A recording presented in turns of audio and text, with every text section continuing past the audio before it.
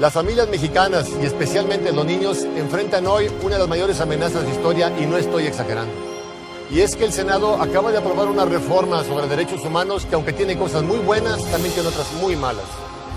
Es como si nos regalaran un gran banquete, pero acompañado de una copita de cianuro. Y eso no, así con cianuro no queremos. El enredo es tal que reconocidos católicos festejan al mismo tiempo que grupos abortistas y pro-gays. Y es que la reforma juega con las palabras, es confusa y se presta para hacer un gran caos en su interpretación. Básicamente hay 4 problemas. La pérdida de libertad religiosa con la modificación que dice que el Estado podrá decretar medidas restrictivas a los actos religiosos de culto público. La apertura al aborto, sin importar los meses de gestación, al cambiar la palabra individuo por la de persona, pues un bebé en el vientre materno puede no ser considerado legalmente persona. La gravísima pérdida de nuestra soberanía jurídica con relación a la definición e interpretación de los derechos humanos, pues ahora serán los extranjeros los que nos definan nuestros derechos. Incluso los estados de la República ya no participarán en las reformas constitucionales sobre derechos humanos. Que por cierto, la reforma no dice que es un derecho humano. ¿Derecho al aborto? ¿Derecho de los niños a recibir educación y servicios sexuales sin el consentimiento de sus padres? Y por último, la no discriminación por preferencias sexuales, cualquier cosa que ellas sean. Y sobre este tema vamos a profundizar, enfatizando que no se debe discriminar a nadie simplemente por el hecho de que se trata de un ser humano. Y eso es bastante. Anteriormente la Constitución decía: queda prohibida toda discriminación motivada por su origen étnico, edad, discapacidad, condición social, preferencias, etc. Pero ahora a la palabra preferencias le pusieron apellidos y así solamente se prohíbe la discriminación por preferencias sexuales. Esto significa que sí podemos ser discriminados por nuestras preferencias políticas, deportivas, musicales, etc. Pero por nuestras preferencias sexuales, no, de ninguna manera, faltaba más. Además, entérese, el concepto de preferencias sexuales no existe, es un término que se inventaron nuestros legisladores. No está reconocida ni en la legislación internacional, ni en instituciones tan reconocidas como la Asociación Psiquiátrica Americana, la APA. Es la misma APA la que describe 23 comportamientos sexuales. Ojo, no preferencias. Y entre ellos hay varios considerados como desviaciones sexuales. Estos son algunos: homosexualidad, bisexualidad, transexualismo, pedofilia, transvestismo, fetichismo, voyeurismo, exhibicionismo, sadismo sexual, masoquismo, etc. Tal como quedó la reforma, nuestros senadores quieren que no discriminemos, por ejemplo, a pedófilos, sadomasoquistas, fetichistas. ¿A qué se refieren con no discriminarlos? ¿Querrán abrir en México una sucursal de la Asociación Norteamericana para el Amor entre Hombres y Niños? ¿Grupo pedófilo que busca la legalización de las relaciones sexuales entre adultos y niños? Siendo optimistas, no creo que se estén refiriendo a esa no discriminación, pero mire lo que sí va a suceder. En todas las escuelas mexicanas, públicas y privadas, se deberán enseñar a los niños todos esos comportamientos sexuales, pues de no hacerlo, las escuelas estarían discriminando a las personas que tengan esas conductas. ¿Les suena exagerado, radical, alarmista? Bueno, vea este libro de la Organización Mundial de la Salud, que es auspiciada por la ONU. Que se entrega a los profesores de educación sexual. México ya mandó profesores a capacitarse. Y cuando la ONU se refiere a orientar a adolescentes en sexualidad, está hablando de chicos de 10 a 19 años. Y en la página 35 la ONU habla de la variación sexual, no preferencia. Y al respecto dice lo siguiente: la variación sexual se califica más comúnmente como desviación sexual. Y puesto que la palabra desviación se emplea con un sentido peyorativo, es mejor no usarla. Entonces ya no serán desviados sexuales, les tendremos que decir variados sexuales según la ONU.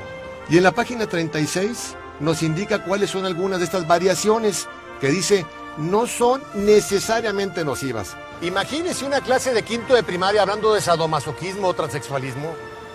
Aquí está el libro para que lo consulten los escépticos. Pero además, será obligatorio enseñar a los niños desde kinder que el matrimonio puede ser de un hombre con una mujer, o de hombre con hombre, o de mujer con mujer. Pues de no hacerlo, las escuelas estarían discriminando a quienes tengan una unión homosexual. ¿Le sigue sonando exagerado?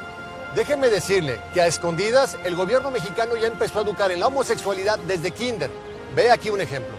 Esta imagen es de un libro de la biblioteca de la Secretaría de Educación Pública para el Jardín de Niños. Sí, ahí está, junto a los cuentos infantiles. En este libro les enseñan a los niños de una forma grotesca, fuera de contexto y vulgar, que mamá y papá juegan encuerados en su cuarto cuando se encierran con llave, que hay mujeres que se enamoran de mujeres y que hay hombres que se enamoran de hombres. En resumen, le da la bienvenida a los chiquitines al mundo homosexual. Y si usted como padre no está de acuerdo, lo van a meter a la cárcel. Como ya le pasó a David Parker en el estado de Massachusetts, quien fue arrestado por tratar de evitar que su hijo de 5 años le enseñaran que cuando crezca puede ser gay.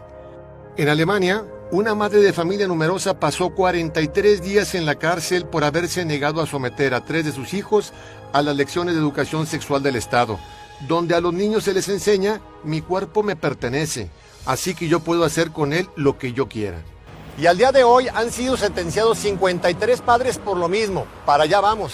Pero la amenaza de esta no discriminación también afecta la libertad religiosa, al pretender que católicos, evangélicos, judíos, musulmanes, etc., reescriban la Biblia, el Corán y la Torah para evitar cualquier mención en contra de los homosexuales. Como ya le pasó al pastor Heikki Green, cristiano de la Iglesia Pentecostal de Suecia, quien fue sentenciado por leer el Antiguo y el Nuevo Testamento en aquellos pasajes donde critican la homosexualidad. Y también los profesores podrán ser llevados a juicio. Como le pasó en Croacia a Jelena Mudrovic, profesora de catecismo, acusada de señalar en una de sus clases que la homosexualidad es una enfermedad. Y aquí debemos decir ciertamente que en 1973 la homosexualidad fue retirada del catálogo de trastornos mentales de la Asociación Psiquiátrica Americana. Y estoy seguro que a usted le encantaría ver los estudios que respaldaron esta decisión, pero lamentablemente no se puede, porque no hubo ningún estudio. Los psiquiatras de esta asociación lo decidieron democráticamente. El 58% de los que asistieron a esta convención votaron porque se quitara la homosexualidad y el 42% decidió que se quedara. Como bien dijo la revista Time, un sector de la población, hasta entonces considerado sexualmente patológico, fue declarado de un golpe mentalmente sano. En otras palabras, fueron curados por decreto, lo cual fue una terrible injusticia. Espero que con estos pocos ejemplos usted se haya dado cuenta del cianuro que contiene esta reforma por los derechos humanos. Por eso urge que el Congreso de los Estados la rechace, se regrese a la Cámara de Senadores para que sea corregida, manteniendo solo los aspectos positivos. Los diputados federales aprobaron la reforma sin oposición. Pero cuando alzamos la voz en febrero, aunque tarde, dividimos al Senado. Nos quedamos muy cerca de pararlo. Ya nos organizamos una vez, hagámoslo de nuevo. Hoy tenemos tiempo. No hay una fecha límite para que los congresos estatales voten la reforma. Y si su congreso se precipita a votar la reforma sin consultar con la ciudadanía, como ya ocurrió en Yucatán, es porque sus diputados tienen preferencias que no son los de las familias mexicanas. Por favor, vaya a esta dirección. Allí encontrará la información sobre cómo hacer saber su opinión a los diputados de su estado. Dígales con energía que no quiere el cianuro. Actuemos ahora para que después no vayamos a llorar como niños lo que hoy no supimos defender como padres. Muchas gracias.